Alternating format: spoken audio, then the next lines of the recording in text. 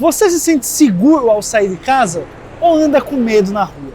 O Brasil é um país gigante, mas todos os estados têm problema de segurança pública. Do momento em que você deu play nesse vídeo até o final dele, um homicídio vai ter acontecido no Brasil. Foram 47 mil assassinatos só em 2021. Bandido bom é bandido morto é um discurso fácil, mas errado. Só focando nos dados, a gente consegue descobrir por que o Brasil é um país tão violento e encontrar soluções. É isso que a gente vai fazer no episódio de hoje do Brasil Invertebrado. Na janela da sala, a notícia vivia da fome da lata, da fome do lixo que a sala varria. Holocausto do verbo, tempo presente. É tatu queimado no fogo da pólvora, na sombra da cruz, na luz do espelho. Genocídio do tempo, passado presente. O copo de luz do centro a ser pouco se corta no escuro. Holocausto do verbo, tempo presente. É tatu queimado no fogo da pólvora, na sombra da cruz, na luz do espelho.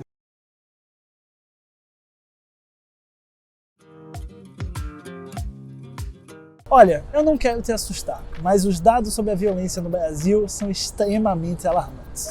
Cada 5 homicídios que acontecem no mundo, 1 é no Brasil. A gente tem 2,7% da população mundial, mas aqui acontecem 20,4% dos homicídios. E os dados sobre roubos também não são muito animadores. Em 2021, os roubos em estabelecimentos comerciais cresceram 6,5%. Em residências, 4,7%. Em instituições financeiras, 11%. E em cargas, 2,4%. Só no ano passado foram quase 850 mil celulares roubados ou furtados no Brasil e nem todo mundo tem o privilégio de andar com o celular do ladrão. Na verdade, a cultura do celular do ladrão escancara bem o problema da nossa segurança pública. Não tem jeito, no Brasil o crime compensa e muito, e é preciso resolvê-lo na origem, com capacitação policial.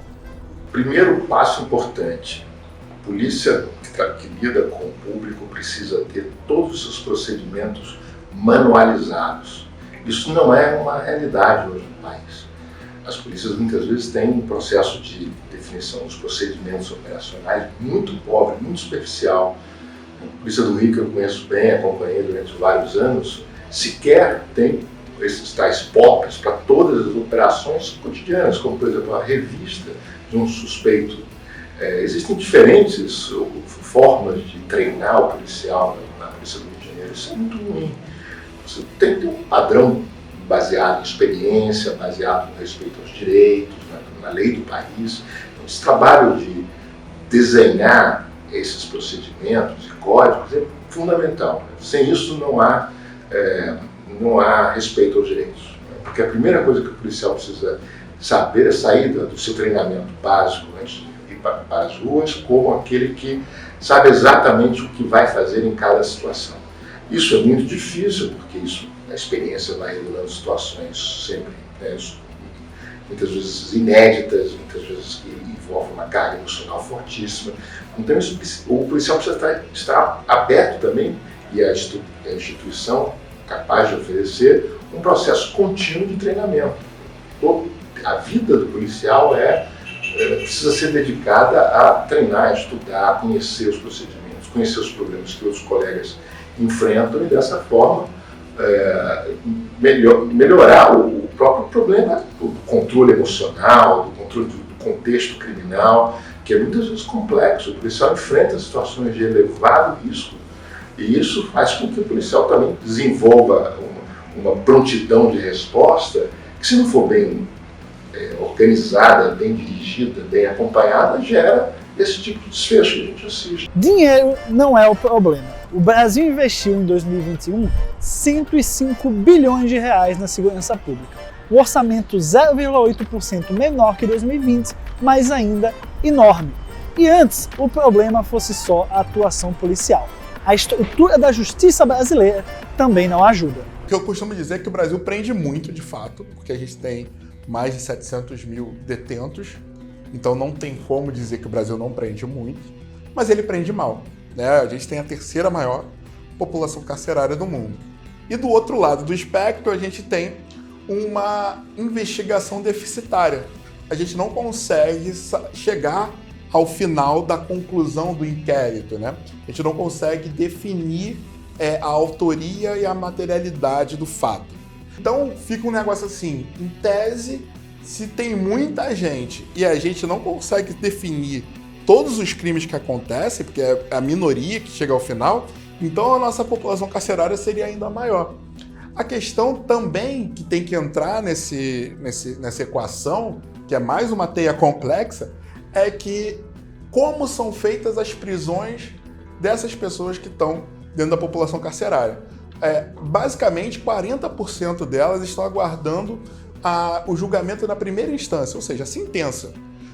São pessoas que são colocadas, são presas em flagrante, e é um flagrante que é de legitimidade muito duvidosa, porque por muitas vezes é preso em flagrante a pessoa que foi identificada com reconhecimento facial, ou então foi presa portando 20 gramas de maconha por tráfico de drogas. Bem lembrado, Iapuã, não tem como falar de segurança pública hoje no Brasil sem falar do tráfico de drogas. De acordo com os últimos dados do SISDEPEN, o principal motivo pelo qual as mulheres são presas no Brasil é por delitos relacionados a drogas. Essas prisões são decorrentes de crimes cometidos geralmente sem violência ou grave ameaça à pessoa envolvida. Em grande parte, decorrentes de apreensões de quantidades ínfimas de entorpecentes. É hora de legalizar e secar a principal fonte de renda do crime organizado.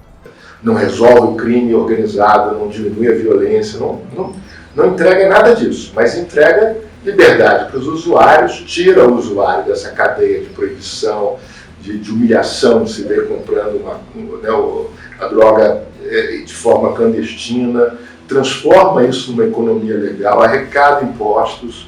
Eu acho que a maconha, a legalização da maconha, ela está ao alcance da mão. Precisa coragem política para colocar esse tema em debate.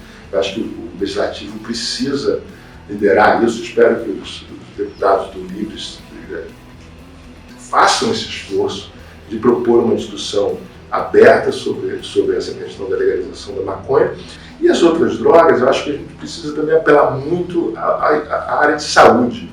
Que a área de saúde precisa entrar nesse debate e criar direcionamentos para a segurança. Quer dizer, o direcionamento para a segurança ele vem de fora, ele vem do legislativo, que pode mudar a lei, do judiciário, que com a interpretação, por exemplo, de qual é a quantidade mínima para caracterizar tráfico ou não, esse tipo de discussão, e da saúde, que pode entrar com a força que tem e direcionar as ações, por exemplo, com relação a essas áreas que existem no Brasil inteiro, dedicadas a consumo de crack. Nós estamos vivendo um problema seríssimo de saúde pública com o crack, e aí a saúde cabe à liderança. A segurança tem que ser muito a retaguarda, o braço forte, se necessário, se acionada por aqueles que entendem do assunto, da prevenção, do cuidado com a dependência. Eu acho super justa a legalização da maconha, tanto os recreativos quanto os medicinal,